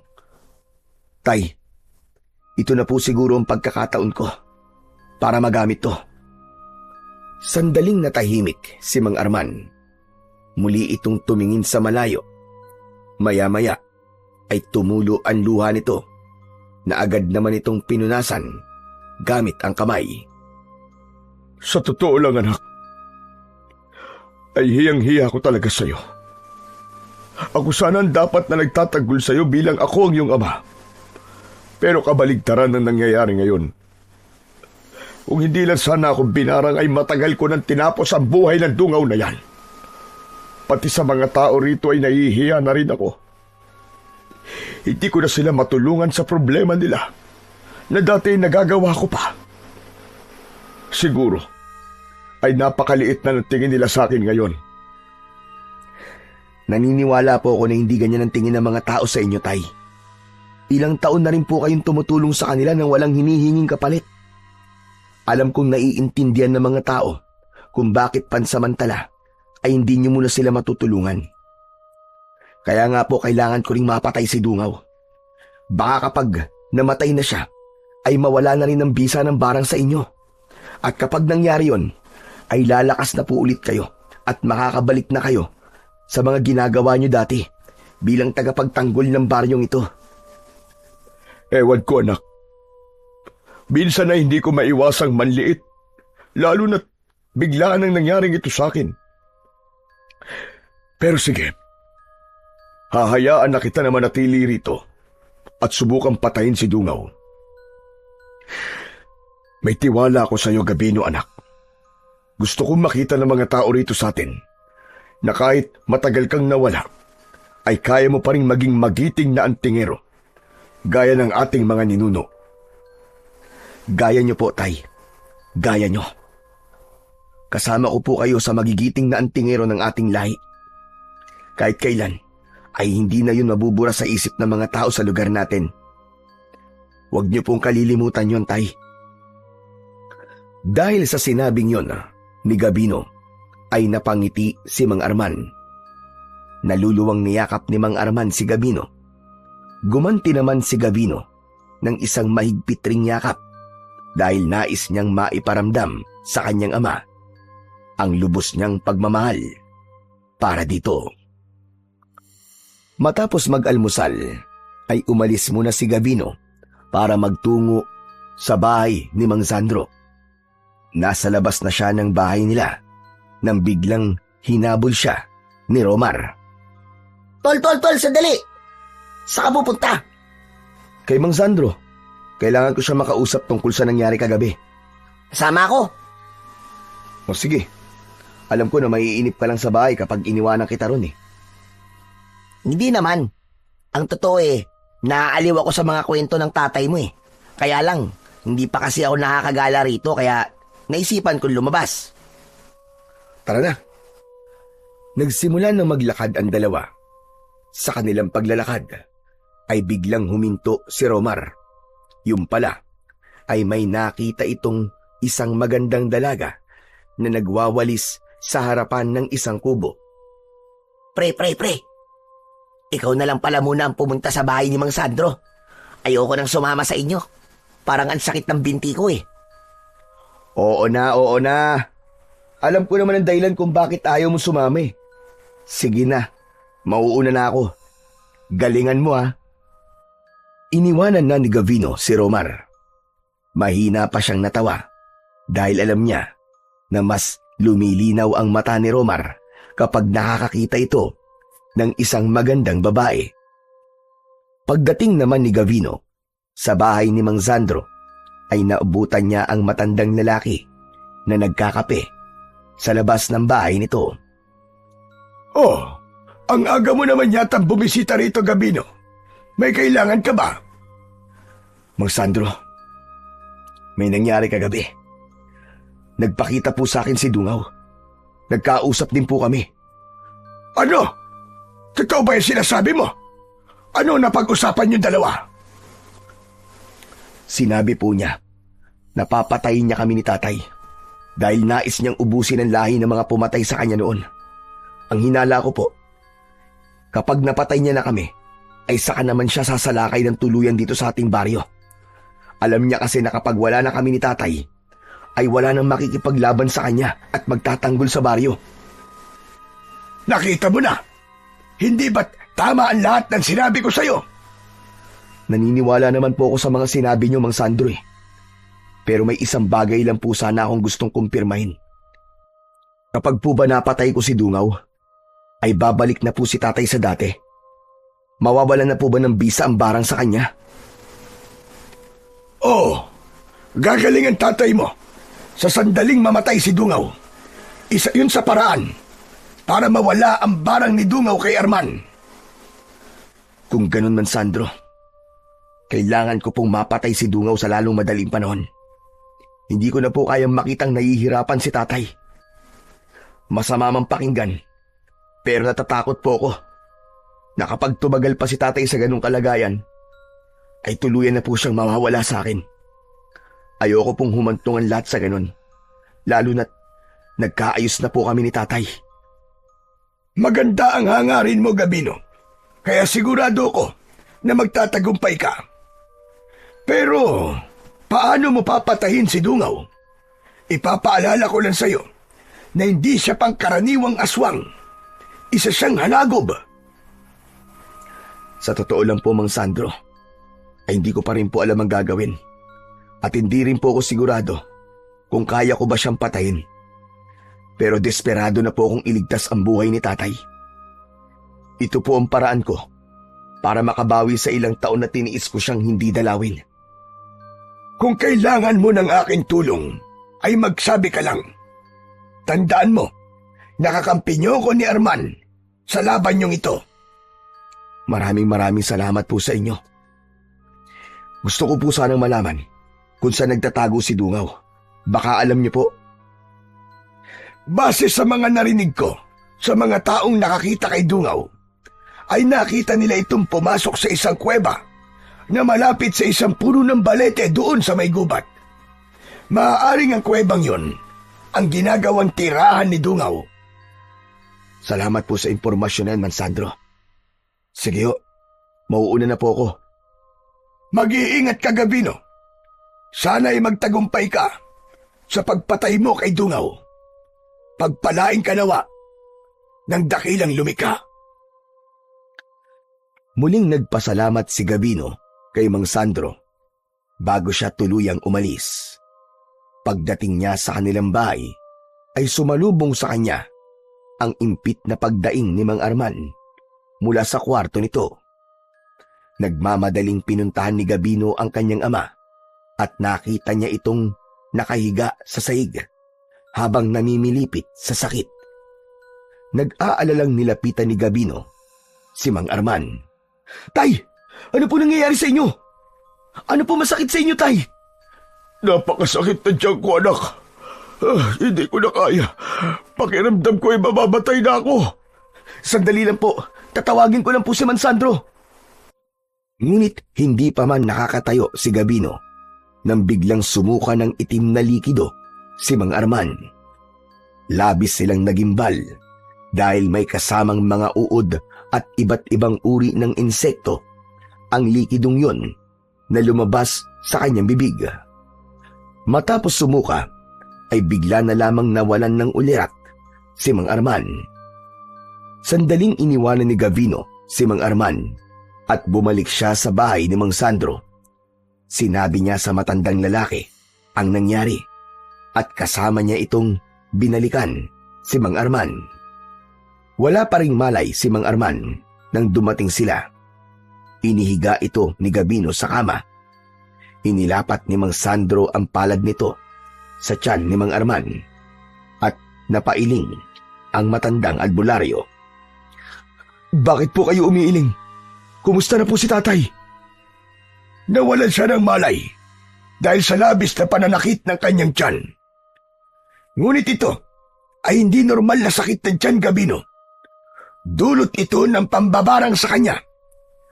Kailangan kong maging tapat sa'yo.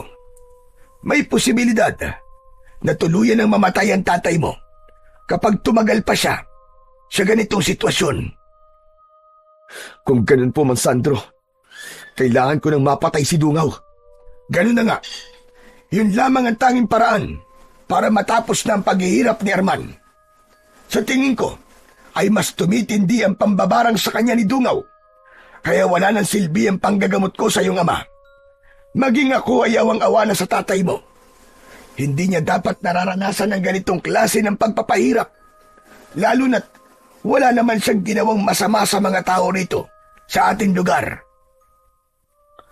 Nang sandaling yon ay mas lalong sumidi ang kagustuhan ng binatang si Gavino na patayin si Dungaw upang iligtas ang buhay ng kanyang ama.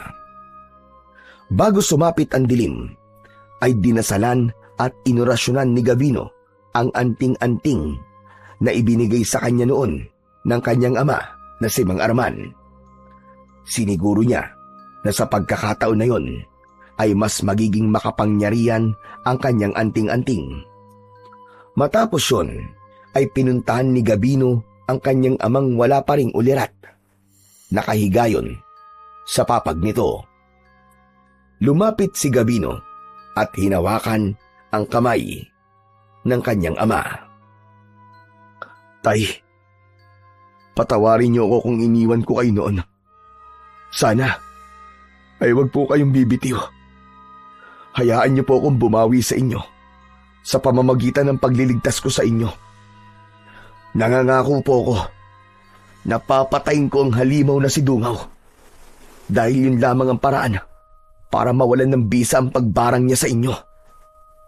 Sa pagkakataon na yon, ay dumating na si Romar. May malaki itong ngiti sa labi na agad na nawala pagkakita nito sa kalagayan ni Mang Arman. Uy! Ano nangyari kay Mang Arman, pare? Ano nangyari sa kanya? Bigla na lang siya nagsuka kanina kasi masakit ang tiyan niya. Tapos, ayan, bigla na lang siya nawalan ng malay. Kumusta na siya? Ayos lang ba siya? Hindi kaya dapat dali na natin siya sa ospital? Walang magagawa ang mga doktor, Romar, para tulungan ang tatay ko. Sa ngayon, ay ako lang ang makakatulong sa kanya para maalis siya sa bingit ng kamatayan. Ang sabi ni Mang Sandro, kailangan kong patayin kagad si Dungaw para mawala na ang barang kay tatay. Ibig mo ba sabihin, haharapin mo na si Dungaw ngayon? Oo, Romar. Yun na lang ang natitirang paraan. At mamayang gabi ko pupuntahan si Dungaw sa lungga niya sa gubat. Baka kasi kapag hindi ko kagad siya napatay, ay si tatay ang mawala sa akin. At ayokong mangyari yun. Lalo na't ngayon na lang ulit kami nagkasama ng tatay ko. Sigurado ka na ba sa gagawin mong yan, pare? Oo, Romar. Siguradong sigurado na ako. Pare, baka meron akong maitutulong. Magsabi ka lang. Bantayan mo na lang si tatay habang nakikipaglaban ako kay Dungaw. Saka ipagdasal mo na mapatay ko ang aswang na yun. Walang problema, pare. Basta bumalik ka rito ng buhay, ha? Hindi pwedeng hindi. Pag namatay ka, papatayin kita. Loko. Basta, gagawin ko ang lahat para manalo, pare. Kahit hindi sigurado si Gavino sa maaaring mangyari sa kanya sa sandaling makaharap niya si Dungaw, ay desidido na siyang ituloy ang planong patayin ito. Gagawin niya ang lahat para mailigtas lamang ang kanyang ama na nanganganib ang buhay ng sandaling yun. Kinagabihan ay naghanda na ang binatang si Gavino sa pagtungo sa pinagtataguan ni Dungaw sa gubat. Kinuha niya ang bagong hasa na itak at hindi niya kinilimutang isuot ang kanyang anting-anting. Romar, ikaw na munang bahala kay tataya. Bantayan mo siyang maigi. Walang problema, pare. Pero sigurado ka ba? Nalalabanan mo si Dungaw nang ikaw lang. Wala na akong pwedeng asahan sa oras na to, pare, kundi ang aking sarili at ang Panginoong Diyos. Teka. Ano kaya kung samahan na lang kita? Tutulungan na lang kitang patayin ng aswang na yon. Salamat, pare. Pero hindi na kailangan. Dito ka na lang at samahan mo si tatay. Mas kailangan ka dito, pare. Okay, sige. Ikaw ang bahala. Basta, mag-iingat ka. Ipagdadasal ko rin na sana ay makauwi ka rito ng buhay. Marang tumango si Gavino at saka siya umalis ng kanilang bahay. Tinahak ni Gavino ang papunta sa gubat habang may bitbit na lampara na siyang kanyang tanglaw sa kanyang dinadaanan. Noong bata pa siya ay madalas silang maglaro sa gubat, kaya kahit paano ay natatandaan pa rin niya kung nasaan ang kuwebang sinabi sa kanya ng matandang albularyo na si Mang Sandro. Makalipas ang halos kalahating oras na paglalakad, ay narating na niya ang naturang kuweba. Inilapag niya sa kanyang paanan ang lamparang dala niya habang nakatayo ng ilang dipa mula sa bunganga ng kuweba na may katabing malaking puno ng balete. Dungaw! Alam ko nandiyan ka! Lumabas ka, tarapin mo ako! Naghintay si Gavino ng ilang sandali, pero kahit yabag ng paa ni Dungaw ay wala siyang narinig, kaya muli siyang sumigaw. Dungaw! Hindi ko na kayang hintayin ang sinasabi mong tamang panahon para maglaban tayo! Ngayong gabi, kailangan isa sa atin na mawala. Kaya harapin mo ako! Lumabas ka dyan! Hinahamon kita, Dungaw! Sa isang laban hanggang kamatayan! Isang malakas na halakhak ang narinig ni Gavino mula sa loob ng kuweba. Maya-maya pa ay lumabas na mula roon ang halimaw na si Dungaw na may nakakatakot na ngiti. Ginagambala mo ang aking pagpapahinga. Binabalaan kita. Kung nais mo pang mabuhay, ay umalis ka na. Wala akong pakialam sa pagpapahinga mong hayop ka. Magpasalamat ka na lang dahil ako na mismo nagpunta sa'yo rito. Hindi mo ba naiisip na wala kang kalaban-laban sa akin?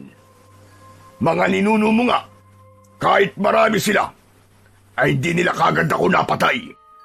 Ikaw pa kaya na mag-isa lang? Huwag mo akong masyadong minamaliit, Dungaw. Dahil hindi mo alam kung anong kaya kong gawin sa'yo. Lalo na't buhay ng aking tatay na nakasalalay dito. Gagawin ko ang lahat para mailayo siya sa bingit ng kamatayan. Kahit pantanging paraan para magawa ko yun, ay ang patayin ka! Tama ka! Hindi dapat kita maliitin, lalo na't ikaw ay mula sa angkan ng magigiting na antingero. Pero itong tandaan mo, binata, sa oras na mapatay kita, ay agad kong isusunod ang iyong ama. At alam mo ang kasunod kong gagawin pagkatapos nun. Gagawin kong aswang ang lahat ng tao sa inyong baryo upang makabuo ako ng isang imperyo ng mga aswang na sasakop sa iba pang lugar. Sa inyong baryo ko itatayo ang aking bagong kaharian. Hindi ako papayag na mangyari yan. Hindi ko hahayaan na magtagumpay ka sa masama mong binabalak, Dungaw. Mas lalo mo lamang akong binibigyan ng dahilan para patayin kang demonyo ka. Masyado nang humahaba ang ating pag-uusap. Simulan na natin ang pagdadala ko sa iyong kamatayan. Titiyakin kong pagsisisihan mo ang iyong kapusukan. Hinigpitan ni Gabino ang hawak sa itak habang matiim siyang nakatingin sa halimaw na si Dungaw. Naramdaman niya ang bahagyang pag-init ng suot niyang anting-anting. Hindi man niya kasama ng pisikal ang kanyang ama, ay ramdam na ramdam niya ang presensya nito. Unang kumilos si Gabino.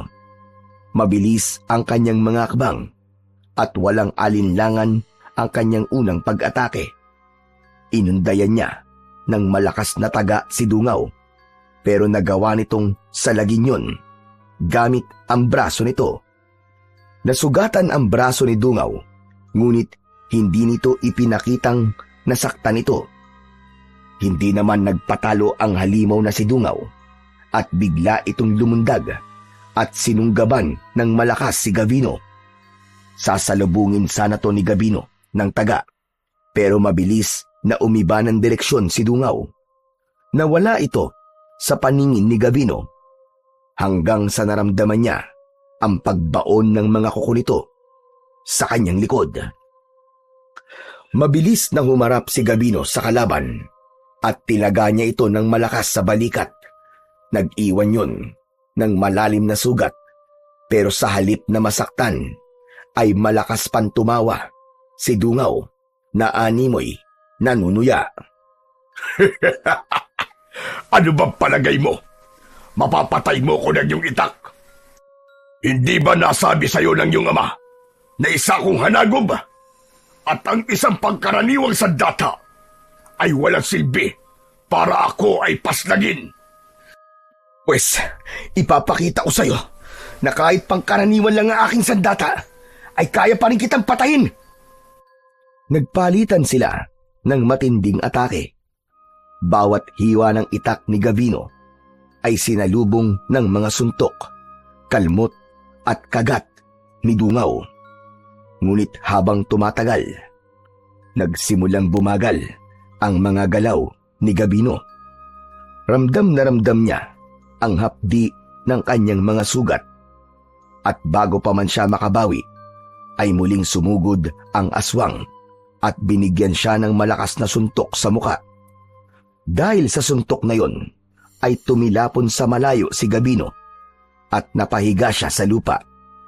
Babangon na sana siya nang biglang pumaibabaw si Dungaw sa kanya at mabilis nitong hinawakan ang isa niyang kamay na may hawak sa itak.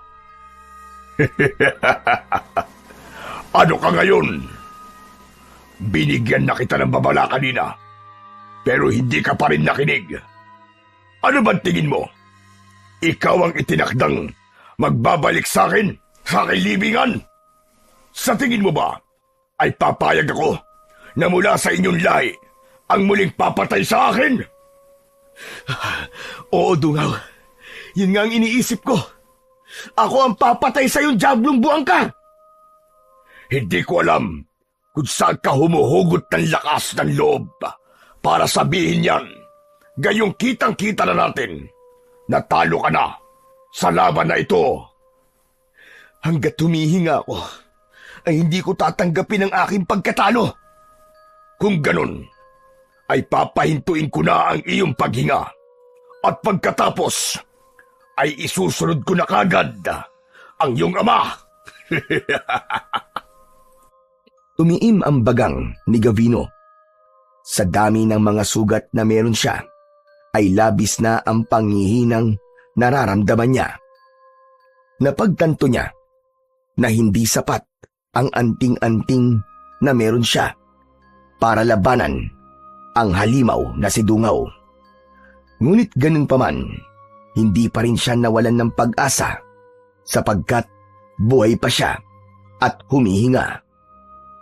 Hanggang sa malaking ibinuka ni Dungaw ang bibig nito, nakita ni Gavino ang matutulis nitong mga pangil na maaaring tumapos sa kanyang buhay.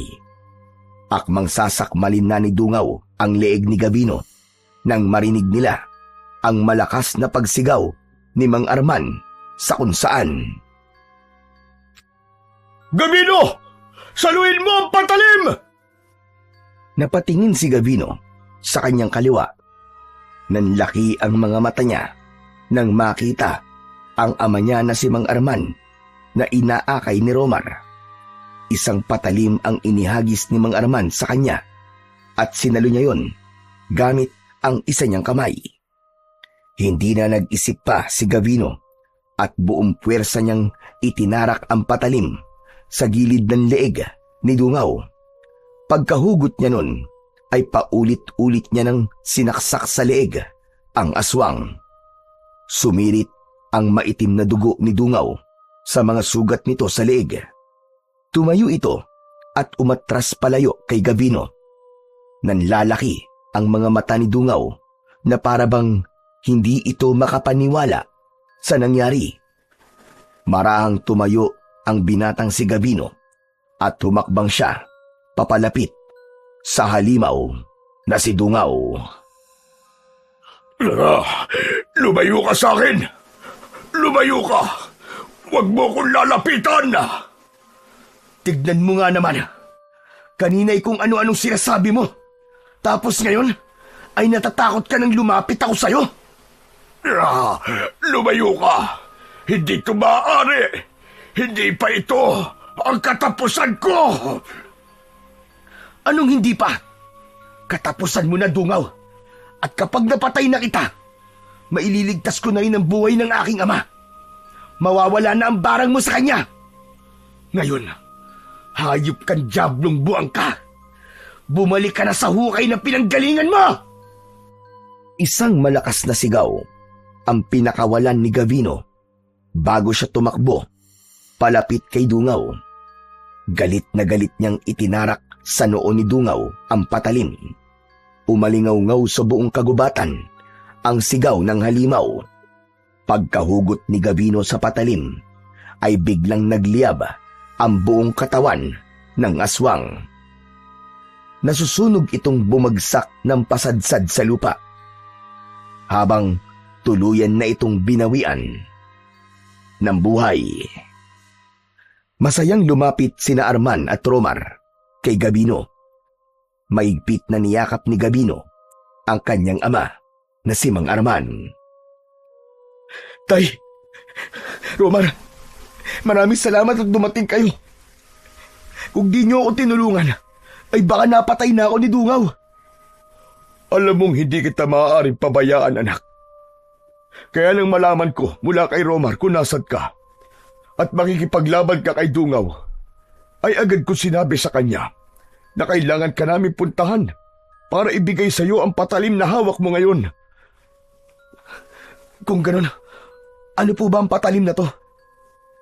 Yan ay isang patalim na pinanday ng isang ninuno natin na malakas na antingero.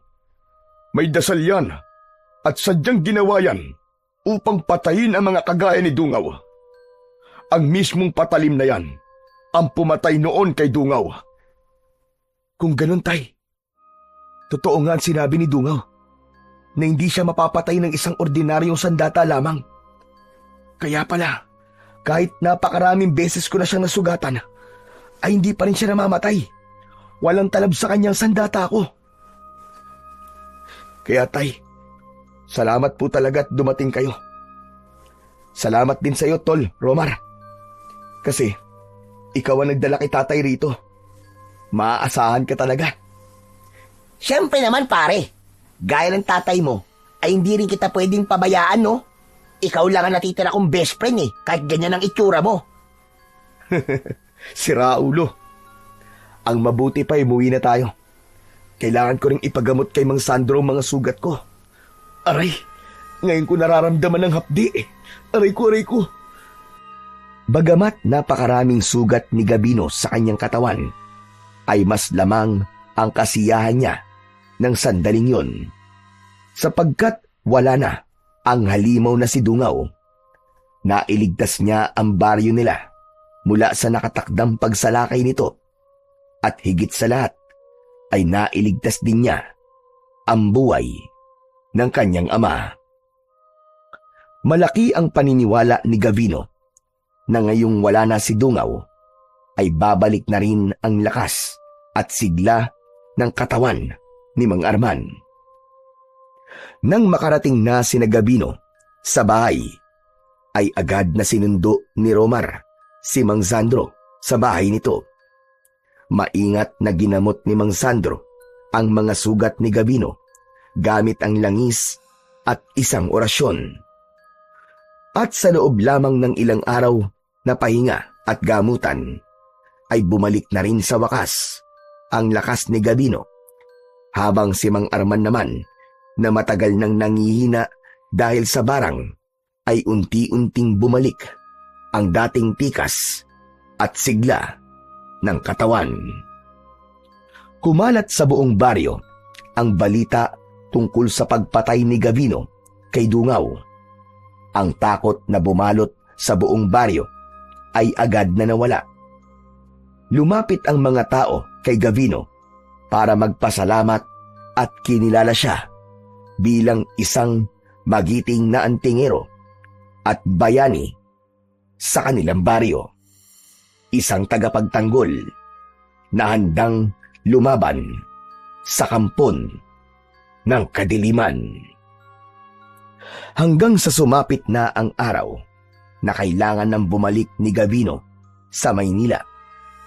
Medyo sariwa pa ang mga sugat niya, ngunit hindi na siya maaaring magtagal pa sa baryo nila dahil sa trabahong kailangan niyang balikan sa syudad. Kampante na rin siya na umalis sapagkat nakita niya kung gaano kabilis na bumalik ang lakas ng kanyang ama. Habang naghihintay sa labas ng bahay ang tricycle na maghahatid kina Gabino at Romar patungo sa bayan, ay nilapitan ni Gabino ang ama niya na si Mang Arman. Bakas ang lungkot sa muka ng tatay niya. Hindi na ba talaga magbabago ang isip mo, anak?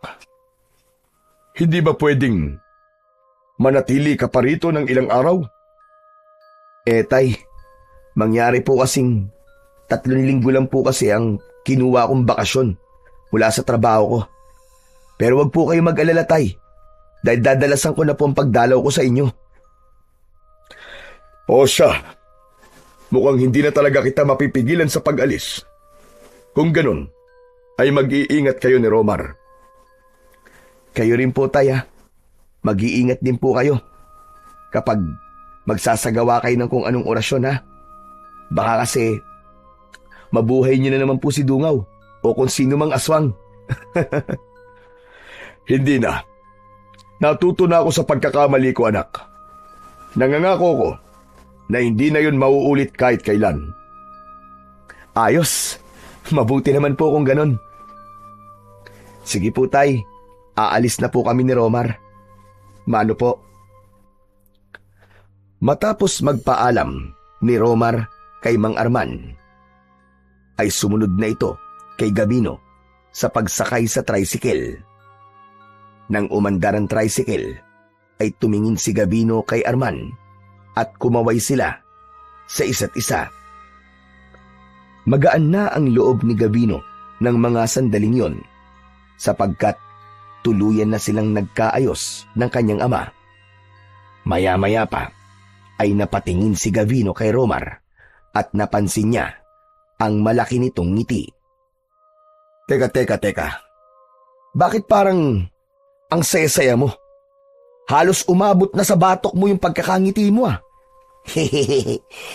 Masaya lang ako para sa inyo ng tatay mo. Pero pare, kapag babalik ka rito, ay isama mo ako ulit ha. Bakit naman?